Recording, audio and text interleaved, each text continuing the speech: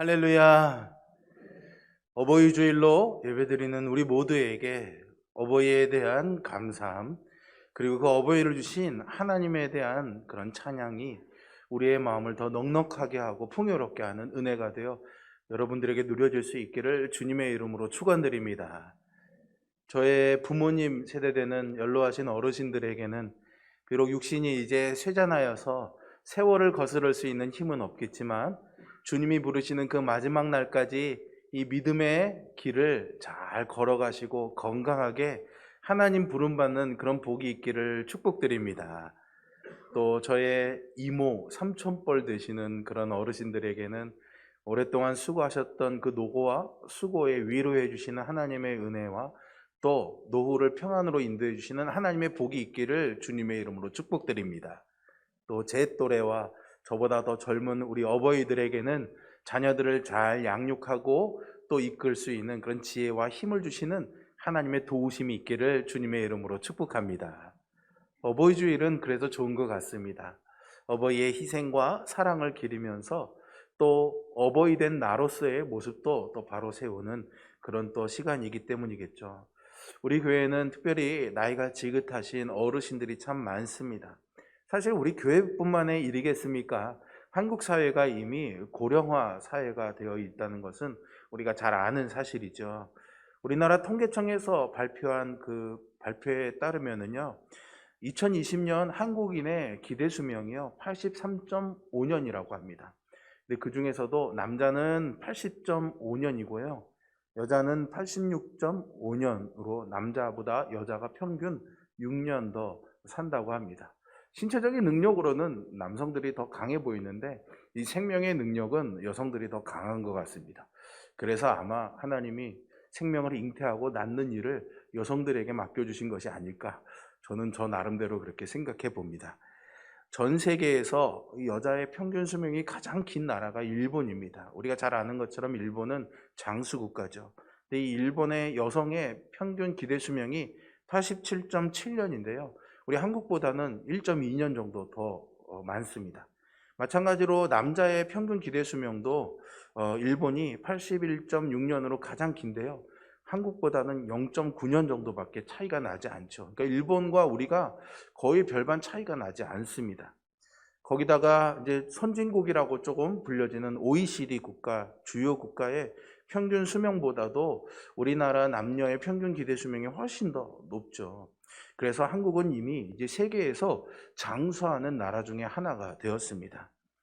유엔이요, 65세 이상의 노인들이 전체 인구의 7% 이상을 차지하면 고령화 사회라고 그렇게 정의합니다.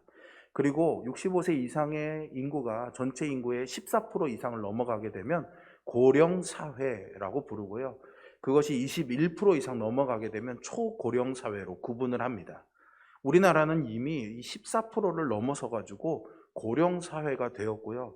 얼마 안 남은 2030년 정도면은 24.3% 정도가 되어서 초고령 사회로 진입할 것으로 예상되고 있습니다. 2060년에 이르게 되면 우리는 여기 아무도 없겠죠. 그죠? 예. 하지만 그때 되면 아마 일본을 넘어서는 세계에서 최장수 국가로 우리나라가 자리매김할 거라는 예측도 있더라고요. 예전에 우리나라의 웰빙, 잘 사는 것에 대한 굉장한 유행이 있었죠. 그리고 나서는 웰다잉, 잘 죽는 것에 대한 그런 또 유행도 있었습니다.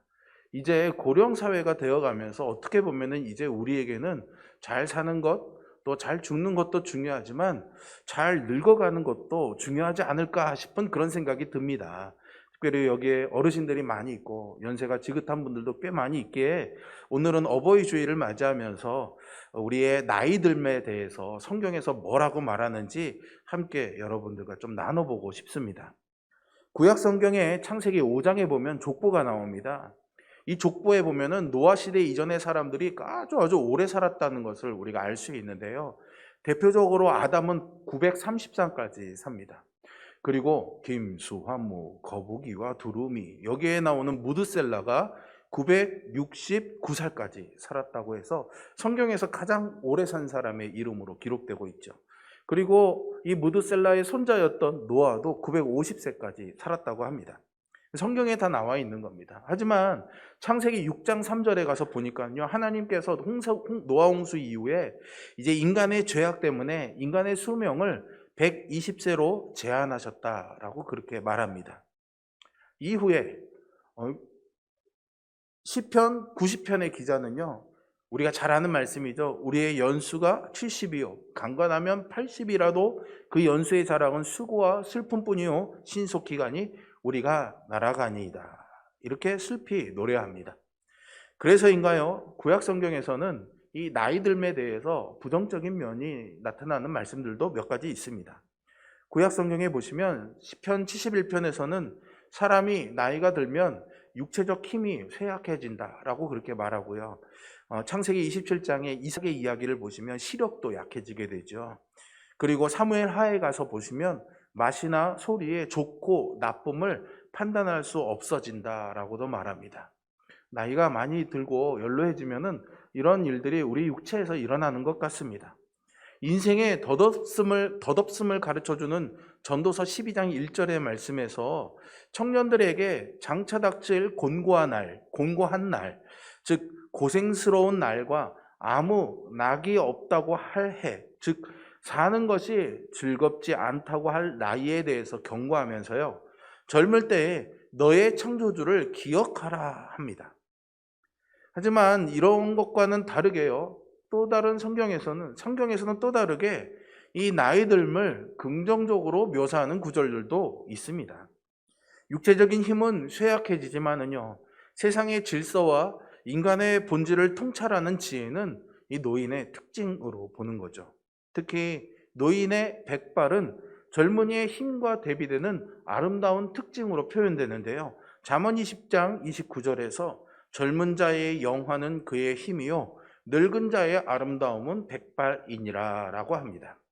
이 백발, 정확히 말하면 약간 회백색의 모발이겠죠. 이것을 아름답다라고 그렇게 묘사하면서요, 잠언 16장 31절에서는 그것이 인생을 공의롭게 산 사람에게 하나님께서 주시는 면류관이다라고 그렇게 말합니다.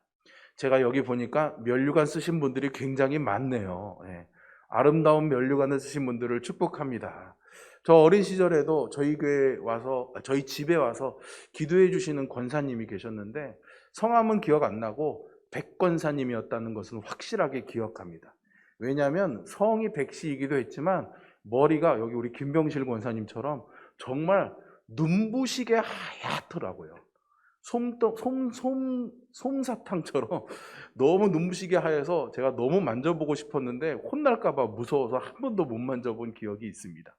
지금 아마 천국에 계실 텐데요, 그런 아름다운 하얀 백발이 아름답다라고 느꼈던 어린 시절의 기억이 있습니다. 저와 여러분에게 눈으로 보이는 그런 백발이 아니더라도 주님이 주시는 이 영광의 면류관이 노년에 있기를 주님의 이름으로 축복합니다. 저는 모발이 적어서 영광스러운 면류관은 조금 힘들 것 같습니다. 아무래도. 그런데요, 성경은 나이가 들고 노인이 되었다고 해서 다 이렇게 지혜로운 사람이 되는 건 또 아니라고 말합니다. 사실 나이가 들었다고 해서 모두가 다 어른이 되는 것은 아니겠죠. 그래서 욥기 32장 9절에서요, 어른이라고 지혜롭거나 노인이라고 정의를 깨닫는 것은 아니라고 말합니다. 노인들의 경험에서 비롯된 전통적인 지혜는 아주 소중하고 귀하며 우리가 배워야 할 것이죠. 하지만 그것이 항상 옳다고 말할 수는 없습니다.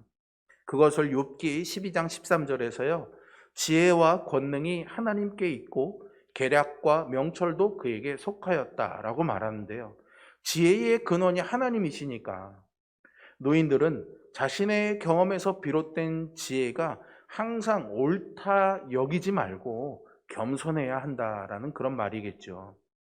그래서 노인은 젊은이에게 좋은 충고와 지혜를 들려주어야 할 의무가 분명히 있지만, 또한 이야기할 때 분별 있게 이야기해야 하고 자기의 이야기로 마음을 상하게 해서는 안 되겠죠.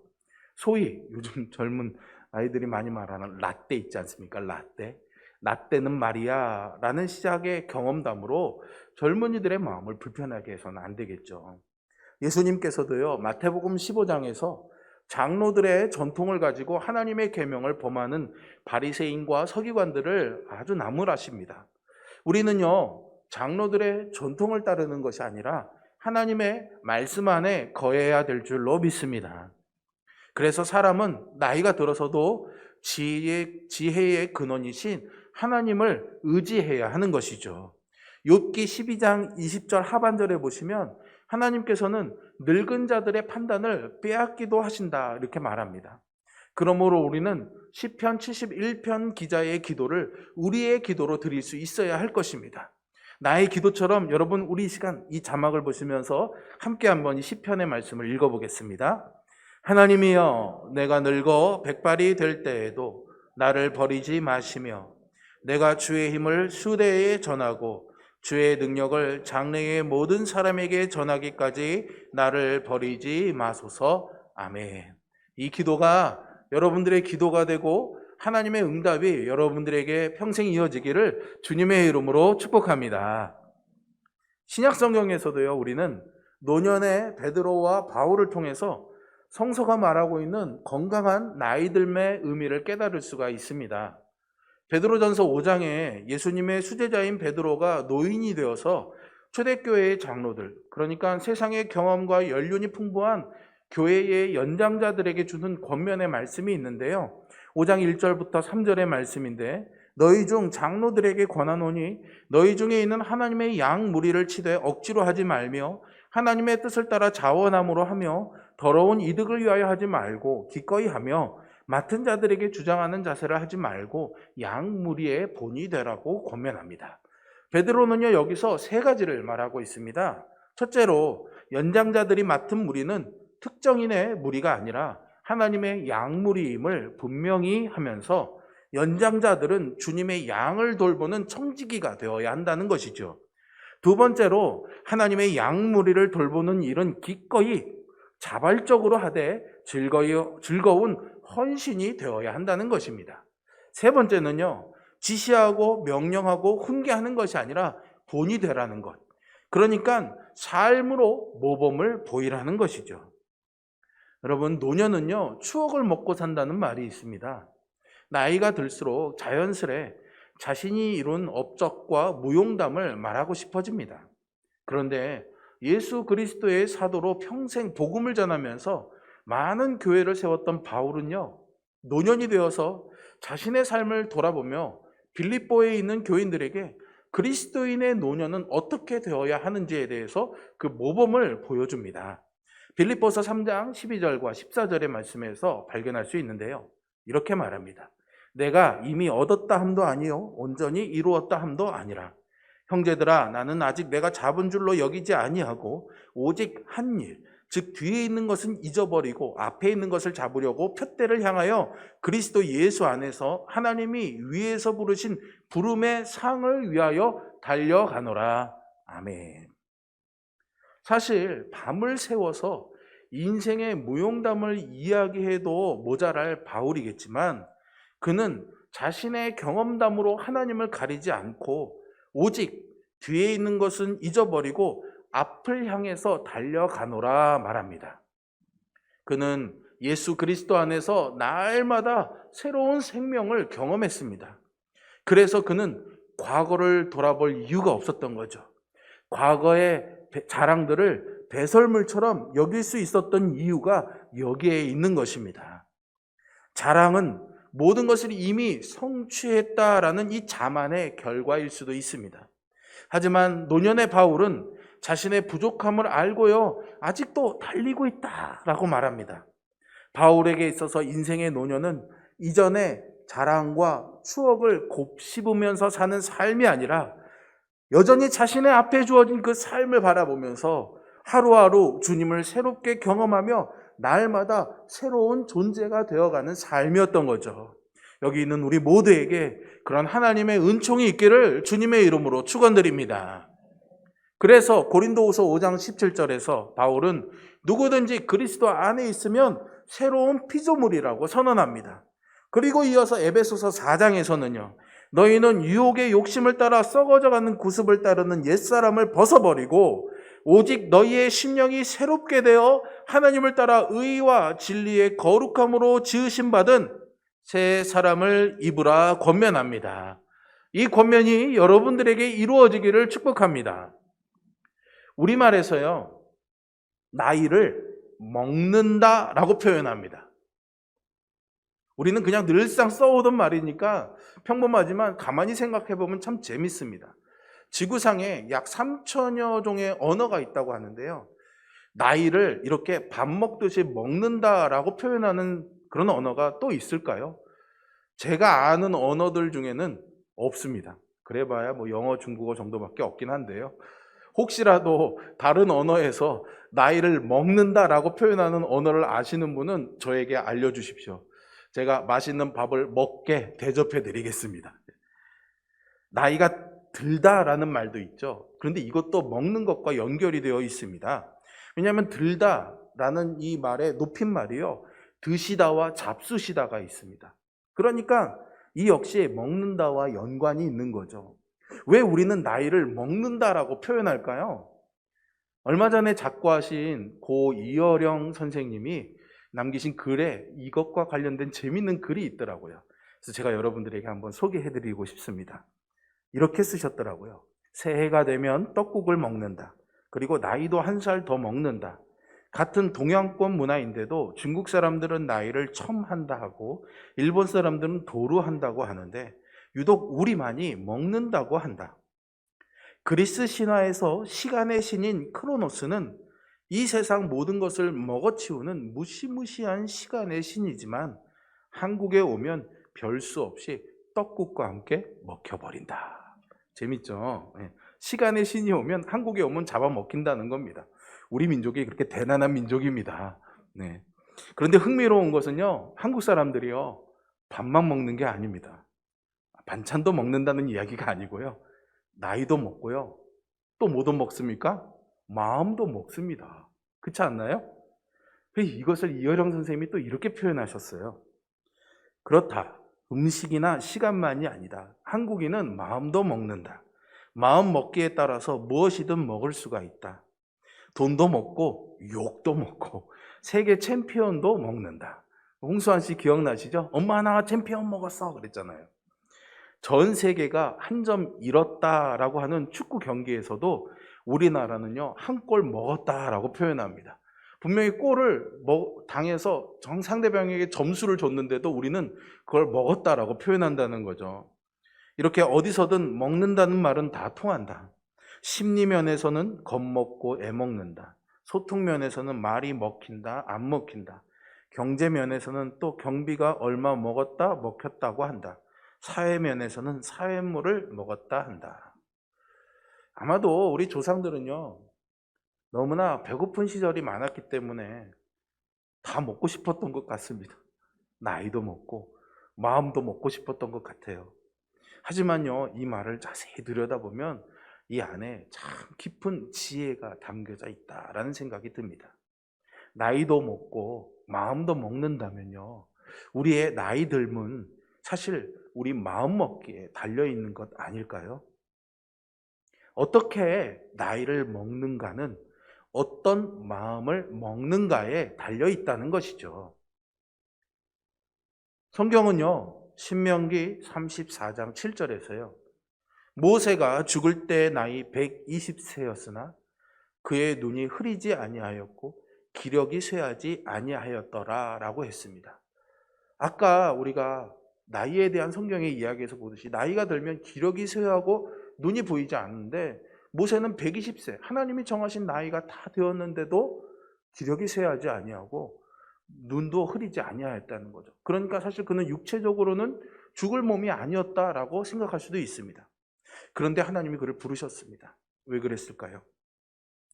사명을 완수했기 때문이죠. 사명을 가진 자는 죽지 않는다라는 말이 있습니다. 인간이 죽는 것은요, 단지 늙었기 때문에, 육신이 쇠잔했기 때문이 아니라 사실은 사명을 완수했기 때문입니다. 저와 여러분에게 육신이 연약해서 죽는 것이 아니라 사명을 다 이루고 영광스럽게 하나님 부름받는 복이 있기를 주님의 이름으로 축원드립니다. 나이가 먹는 것은 막을 수 없지요. 세월의 흐름을, 육신의 쇠전함을 우리가 어찌 막을 수 있겠습니까?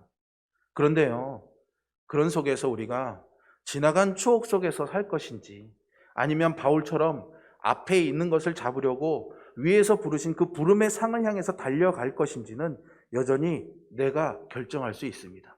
마음먹기에 달려 있으니까는요. 그러니 여러분, 나이가 들수록 여러분들이 이 마음 먹을 수 있는 그 사명이 붙들어주는 은혜의 삶이 되기를 바랍니다. 우리는 바울처럼 이렇게 살아야 됩니다. 오늘 본문인 시편 92편의 기자가 노래하는 것처럼요, 늙어도 열매를 맺으며 마르지 않는 진액이 풍부한 그런 푸른 나무처럼 살아야 하는 것이죠. 여기는 우리 모두가 하나님의 집에 심겨진 종려나무와 같이요, 늙어도 여전히 결실하며 진액이 풍족하고 빛이 청청한 그런 의인으로 살아가기를 주님의 이름으로 축복합니다. 구약 성경의 율법에는 부모, 특히 늙은 부모에 대한 명령이 담겨져 있습니다. 모세의 법이라고 불려지는 출애굽기 20장 23절부터 23장 33절은 이 언약의 법전이라고 불려지는데요. 여기에 사형에 해당하는 중대 범죄로 부모에 대한 범죄가 무려 2번이나 언급이 되어지고 있습니다. 21장 15절에 보시면 부모를 치는 것에 대해서 이야기하고요, 이어지는 17절에서는 부모를 경시하는 것에 대해서 말합니다. 기력이 떨어지고 경제적 능력이 없는 늙은 부모를 돌보지 않는 것, 그리고 부모를 쳐서 육체적 상해를 입히는 것은 고대 이스라엘에서는 사형에 처해야 할 중대 범죄였습니다. 왜냐하면 늙은 부모는 그들의 자녀뿐만이 아니라 이스라엘 공동체에 의해서 보호와 돌봄을 받아야 할 존재였기 때문이죠. 십계명에서 사람 사이의 윤리적인 계명이 주어지는데 그 가운데 첫 번째가 무엇입니까? 바로 내 부모를 공경하라이죠. 여기서 말하는 부모는 늙어서 일할 능력이 없는 나이든 부모이기도 하고 아버지와 어머니를 다 포함하는 의미이기도 합니다. 그런데 이 십계명 중에 오직 이 부모에 대한 계명만이요, 축복의 약속이 포함되어 있다는 사실을 여러분 아십니까? 다시 한번 그 말씀을 보실까요? 내 부모를 공경하라.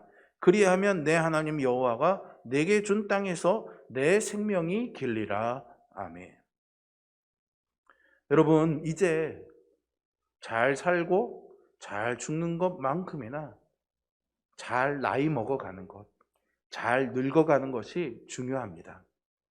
고린도후서 4장 16절의 말씀처럼 비록 우리의 겉사람은 낡아지지만 속사람은 날로 새로워지기를 바랍니다. 그것이 오늘 설교의 제목처럼 그리스도인으로서 슬기로운 노인 생활하는 방법이겠죠. 어떤 분은 이렇게 말합니다. 노년은요, 오히려 젊어서보다 주님과 더 풍성한 교제를 나눌 수 있는 은총의 시간이라고요. 젊었을 때는 바쁜 세상살이로 주님과 가까이 할 수 없고 세상과 가까이 했다면 이제는 세상보다 주님을 더 가까이 할 수 있는 축복의 시간이 바로 노년이 아니겠습니까? 출생과 젊음 못지않게 노년도 하나님과 나를 알아가는 진정으로 귀한 은총의 시간인 줄로 믿습니다. 설사 친구들이, 자녀들이, 젊은이들이 나의 말을 들어주지 않는다고 할지라도 실망하지 마시기를 바랍니다.